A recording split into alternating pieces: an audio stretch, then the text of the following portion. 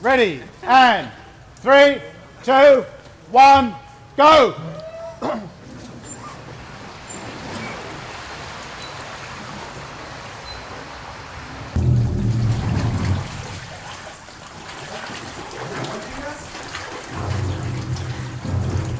Okay, this tunnel isn't gonna last. Come on, we gotta keep moving. Come on, come on.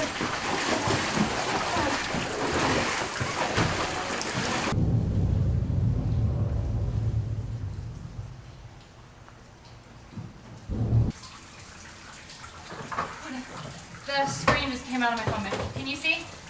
No. You can't see? Okay. What happens if they don't turn back on? Somebody else want to answer that? Whichever order. Sorry. We are all mad here. Whichever order. Someone's stuck. Someone send it to them. You know someone. No. Keep moving. Keep moving.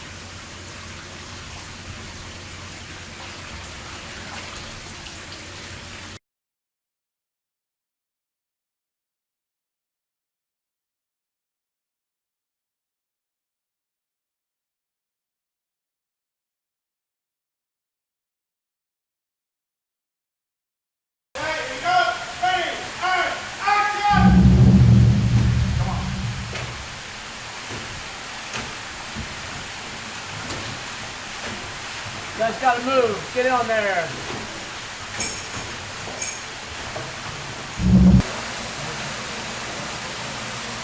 Legs closer.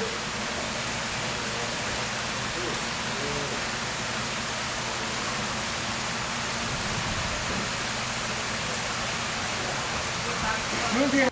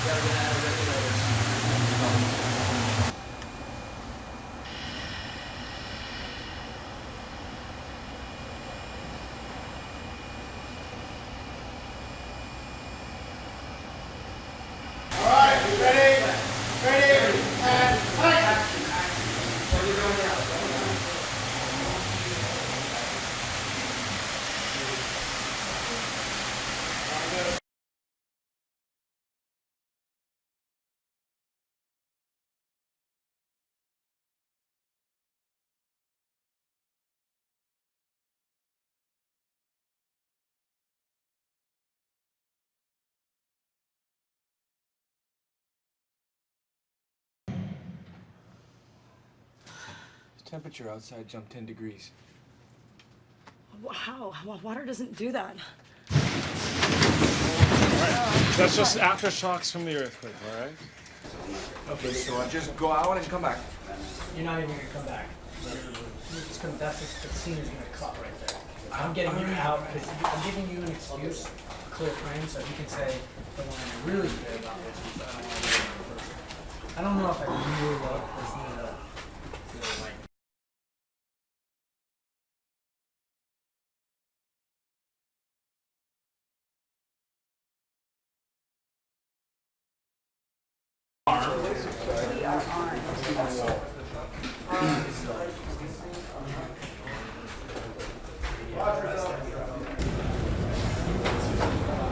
It's not up in here.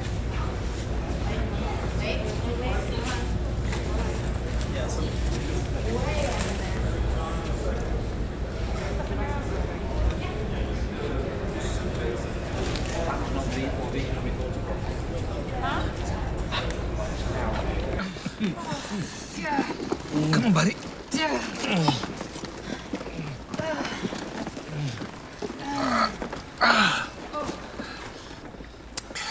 You with me? Mm-hmm. Yeah? Can you see me? Mm-hmm. All right.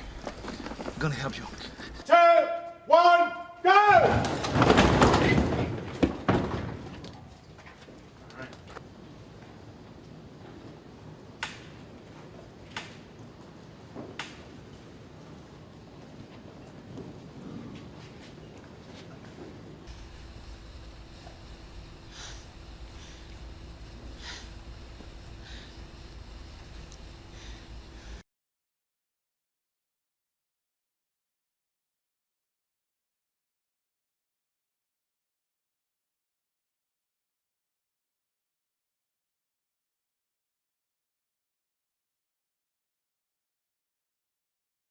We are not prepared for it. My character is brushing her teeth and barefoot.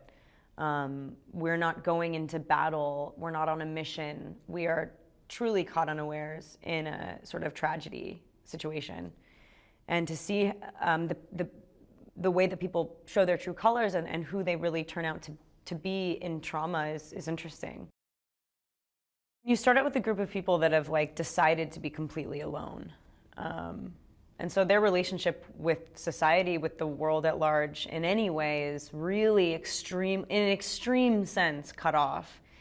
And the idea that their bosses, the company that runs all of this, that they're even just their being there, have put them in harm's way in the sense that they've accessed sort of inaccessible places, that they've taken things that don't belong to them, that we've mined the bottom of the ocean, that we're digging for oil in a place of such mystery that what comes out is not necessarily just an emergency sort of natural disaster, but actually it's a repercussion. At its core, that's also what the movie's about. I play somebody who, in the beginning of the film, to herself, seems to have nothing to lose, and therefore feels sort of strong, like she has this tough exterior that is reliable, and so she becomes like a bit of a leader. And then as the movie progresses and you understand that she's kind of in the midst of a grieving process, and the reason that she's self-isolated and spent her time at the bottom of the ocean doing a mechanical engineer job on an oil rig is because she isn't very happy or treating herself very well, and she's at a loss. And then when she realizes sort of a little bit too late that there's never a point as a human being that all is lost, and that there's nothing to fight for, that there's nothing to lose, and that she would do anything to make sure that the people that she's just met survive, she really kind of shows herself as a character. So it takes a minute, and she's always somebody that you're curious about, and she's always somebody that fights for it and works hard for other people, but then you sort of really realize at the end why she's the person we're looking at and it's not someone else. In the beginning, you wonder why she is this person. And so throughout the movie, as she gets to know the people that are also trying desperately to come out of this alive, and she realizes that there's really never a point in being human that there isn't something to fight for. There's a fervency that comes out like thunder. Like she really comes to a conclusion and goes maybe I die here, but I will definitely not go down without a fight. And I know it sounds cliche, but there's nothing like that last resurgence of energy before something is taken out that makes you feel more alive and more human, and that's something we are good at. And so yeah, that's kind of her journey. All of it was like a test. And I feel like there's no reason to do a movie unless it scares you. There's no reason to do anything unless there's something propelling you forward, there's a curiosity that's, I'm not curious about stuff I know about. I'm curious about stuff I don't know about. And so this was appropriately, unknowably uncomfortable. The idea of looking into utter darkness is not dissimilar to closing your eyes. You know what I mean? Like, we don't really know what's there, even though this feels like something tangible, or what's going to happen when we don't open them anymore. You know what I mean? Like, all of that. It's a movie that deals with people very much at possibly the end of their line. You know what I mean? Like, they're really facing death at every turn. So the sort of existential thought process, the weird conversations that might arise, you know, the strange things that occur to you, like, I mean, we should have had a scene about like the best veggie burger that he ever had in Texas. Do you know what I mean? Like, something like, it's like the moment you think you're really gonna perish is like when everything visceral about being alive like floods back in. So that's kind of what I thought the movie was interesting. Like, that's why I thought it was interesting to make a survival movie about staring into utter blackness. So like, sure, I have like claustrophobia and all of that, but I also just have that base human instinct to wonder what happens when it's all over, whether or not that is something that is imminent and upon us, or something that might happen when we're old.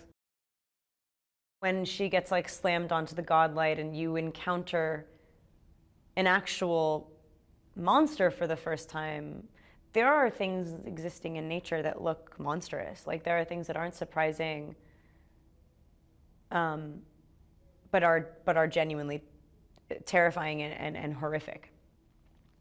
I think that there's such a sort of like striking, surprising thing about having something look like the things of our nightmares come out of the ocean, that it's the first taste of like really what we've tapped into. Like, really, like our punishment is really shoved in our faces in that moment in a really severe way. The choice that William made to put the camera inside the helmet, and how masterfully it was done because of how hard that is to do on such a sort of high energy thing. You know, if you're moving around that much and there's like so many variables that are uncontrollable, that's really not easy to do. And it does add this, you know, really, like the film's nerves are very close to the surface because you're not outside of that experience, you're very much inside of it. And I know that that's like a goal that a lot of filmmakers have with movies like this, but this one feels very much under the skin. I have to say, I think they really did kill that perspective. It feels too close. It feels like, please give us some breathing room, but there just isn't any room for that. A lot of stuff that we did was super practical. It was fun. It was like not hard to do the movie in terms of trying to fantasize and play pretend. It was hard to do the movie because it was scary and it was like genuine. They made a lot of these things happen. We blew a lot of stuff up.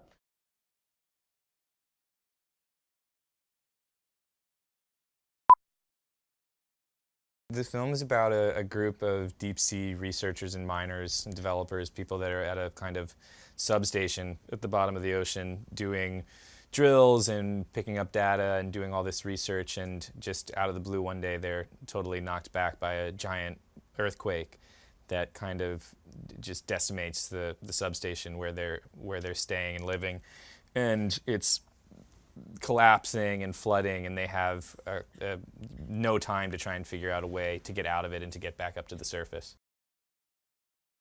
He gets amped on set. Like, he loves making movies, and he really throws himself into it and kind of pushes us to go further on things, and pushes us sometimes to kind of look at it from an angle that I might have missed or not even thought of. And he kind of keeps it in that sense of just like, this should be a fun, cool, wild thing that we're doing. They have to leave the station where they are, and the only way to do that is to get into these massive deep sea diving suits and take this kind of treacherous and uncertain walk across the seafloor to get to this other part of the station. And there's no guarantee that they'll even be able to survive it. There's no guarantee that the suits will even survive that kind of a walk, but it's their only chance. Unlike doing a lot of green screen work, we did a lot of this kind of like black screen work where it's just the set is just kind of plunged into kind of darkness with specific lighting, you know, schemes kind of drawn up. But for the most part, you're just out there on kind of a dark stage. And I actually kind of enjoyed those days because you don't really know what you're looking at and what's happening. And instead of like staring down a big bright green screen, you're actually just looking out into darkness, which is kind of much more evocative of what I think the film's going to look like. And that's what it would be like if you were down actually, you know, that many fathoms below the sea. There's some stuff that takes place in a flooded kind of tunnel in this canal, and it's flooding and it's about up to our chests, and we reach a point where it's blocked and we can't go any further, and it's very claustrophobic. And those were my favorite days on the set, because we were actually in this flooded set. It was dark, and we couldn't, unlike other sets, the director and not everybody could get in the water with us. They had to kind of shoot from the sidelines and stuff. So it really, and in between takes, if they turned off the lights or anything, you suddenly were just in this kind of flooded tunnel. And those days made it so easy to do it, because all you had to do was react to what's happening around you. And like, that's what every actor I think really wants, is just an environment that feels real. Anytime I catch a frame of the movie, like anytime I see a playback on a monitor, like it's wild. Like it really is like a ride, like a wild ride, but one that's like, it has really sharp corners, so there is like a ton of danger, and like kind of every frame just visually is really striking and really alive. I think it's just kind of like, I think that from the minute it starts, it's just kind of like, you know, buckle yourself in and take off.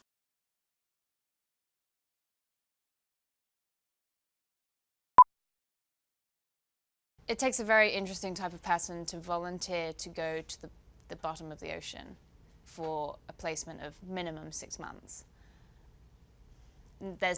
You're trapped. You're trapped.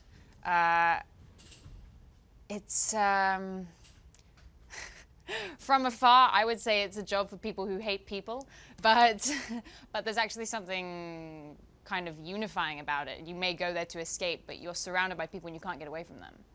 We have to help each other, otherwise we won't survive. She's really the one who starts looking into these creatures and trying to understand what they are. We get what we call a clinger, and we bring it back into one of the pods, and she sort of dissects and tries to figure out what new strain this is developed from. I think the biggest challenge was the suit. Emily's never been in one of the suits. She doesn't know how to operate it. She doesn't know how to turn on the light, turn off the audio, any of that. So she's a newborn baby, and Smith has to help her in. And it's interesting because when she first puts on the suit, it reminds her of this childhood memory of getting into her sister's snowsuit. And she kind of grasps a hold of that idea to take her forward. You're immediately thrown into the mess of people running, and there are water pipes blowing out, and whole sections of the station are collapsing from the pressure. And it doesn't let up. It goes like that. It goes like that all the way through. It's been a very intense film to make, and I think that will 100% translate onto the screen. I think it's going to feel really claustrophobic and cloying, and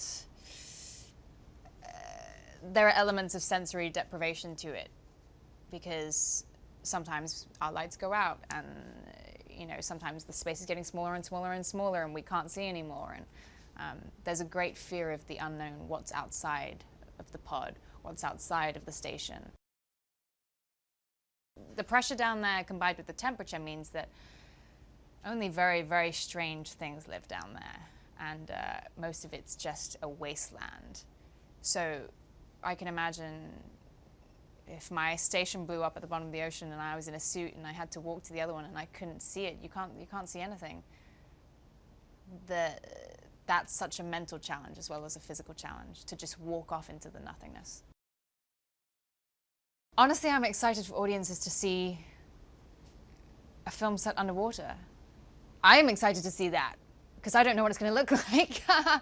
What I've seen looks amazing, but I can't wait to see it with the zhuzh of CG to really sell it.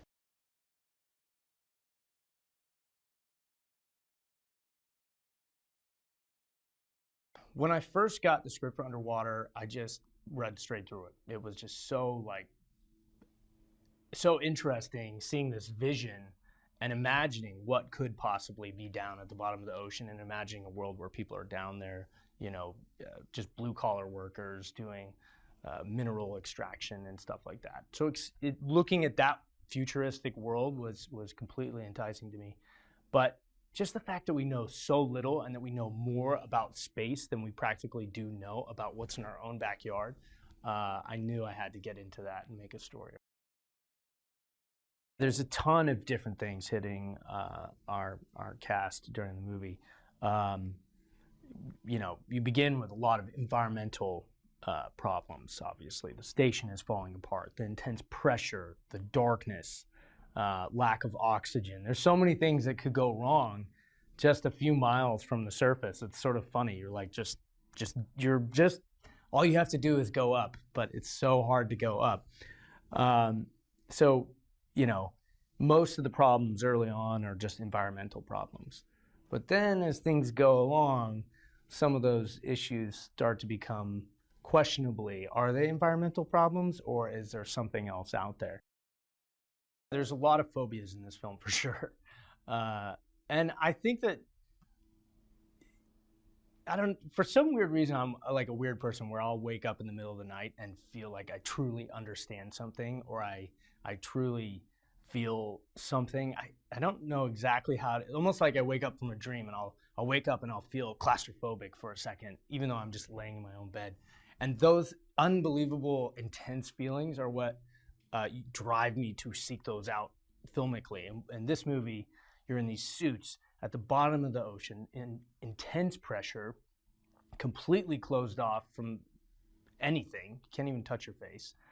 And to me, that claustrophobia and that fear of almost being in a coffin in one of the most intense environments in the world was something, we really wanted to find a way to get that inside the audience's head. So we did a lot of tricks like shooting inside the helmets, where you would just hear the breathing and the intensity and be right on Nora's face, just right there with her as these crazy things are happening just inches from her face, in this incredible environment.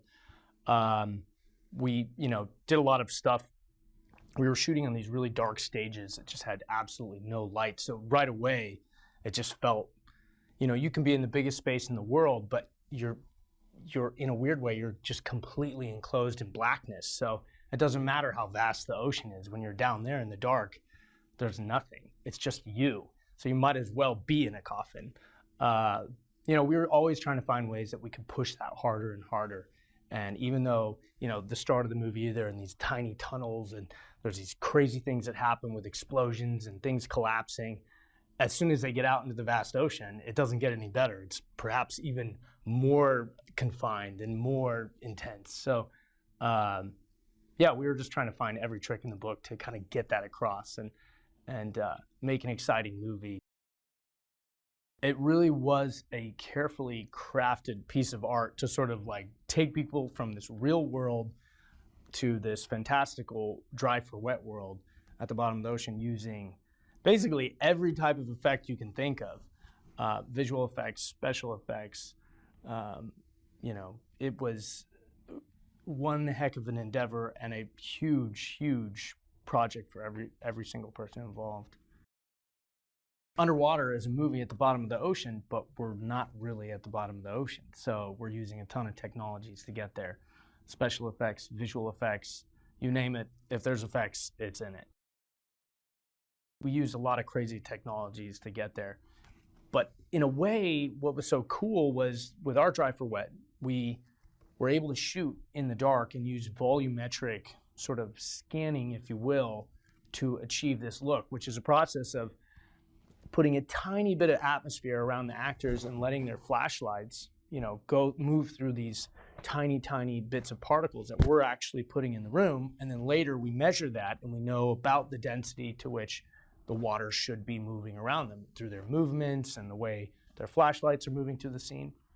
And what's so exciting about that is it enables the actors to actually be in the space, in the dark, only seeing what their flashlights see, and really feeling like they're there, which is any storyteller will tell you that's one of the most important things, because you're not asking the actor to get on a big green screen and just sort of pretend they're in the dark. They really get to be in the dark, surrounded by that claustrophobia, and really only see what's in their flashlight. Then we take that scene, measure these sort of like 3D elements that we have by having these little markers around, and then we simulate the water around that. And the results are pretty wild. So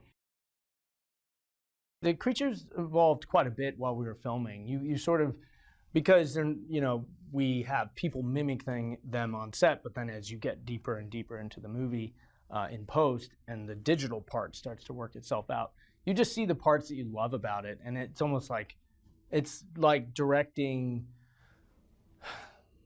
an actor, but very slowly over a long period of time. You're like, oh, that's what I love about what we're doing here, so let's do that more. Or his eyes look so creepy, let's make them a little bigger. And his hands look so messed up, let's focus on that. We had to be pretty creative with our set designs, because sometimes one set had to be another set later. So we tried to make really bold choices in terms of like the ages of the sets. So they start at the Kepler, which is this much older sort of suspended pump station up in the air. And that station is really like probably a lot more steel, and just the color palettes look kind of older and a lot more rust in it. And then from there, they move later to the Roebuck station, which is a much newer station set right on the bottom. And it's newer, a lot lighter paint qualities. We put a lot of glass blocks in there, like kind of like, they look sort of 80s in a way, but I just like the way the light would come through them, and you immediately felt like you were somewhere else. So we took the same sets and sort of bashed out parts of them and completely redid it this way or that way, just to make it look like a different space. And you do a lot with just basic shape design and lighting to get there, but Naaman did a terrific job in just flipping out entire places. And one day you'd be walking from the Roebuck station, and 2 days later you go in and you're like, oh my God, this looks like we're back at the Kepler. We got so lucky on Underwater with our cast. I couldn't even believe it. We got Kristen Stewart, Vincent Cassell, TJ Miller, John Gallagher Jr., Mamadou Ate, Jessica Henwick. Just an awesome, awesome crew. Well, I call them a crew, but, group of people just, that you maybe wouldn't totally expect to be in a movie like this. People who were really willing to get into that sandbox and push the limits of, what they could imagine and what this could be like. Just somebody who was willing to participate in such an insane sort of wild idea of such a journey of a movie. Kristen Stewart, she plays Nora Price. Just crushes it. Like, literally put so much into her character. I don't deserve her. We don't deserve it. It's just like, she's so thoughtful about not just like how the character is going to appear or what they're doing, like obviously all those things, but she gets into a place that is like almost mystical in terms of like the thought process that you see is like behind her eyes as she gets into that character. I don't know, it's unbelievable to watch her work, and she's so talented, obviously. Vincent Cassell was just a powerhouse. Like, talk about a person with unbelievable gravitas and presence. He plays our captain, sort of our shepherd, and just even having him there on set, you sort of feel like he is a shepherd. He just has so much, like I said, gravitas sort of about him, just even his presence and the way he looks at things. With Underwater, we got to create this incredible visual world, going to the bottom of the ocean. And we really wanted people to feel like they wanted, even though it's a scary movie and there's a lot of places you might want to close your eyes, I wanted people to want to watch just because it's such an interesting place. So getting to envision that was a lot of fun. And our cinematographer, Boyan Bazeli, is a true master of his craft. who just literally, we shot 65 millimeters, so really big. So I hope people go see this in the movie or in the theaters because it's just so cool looking. FuturePreviews.com. Whoa! Go behind the scenes of movies. Subscribe to Future Flicks YouTube channel.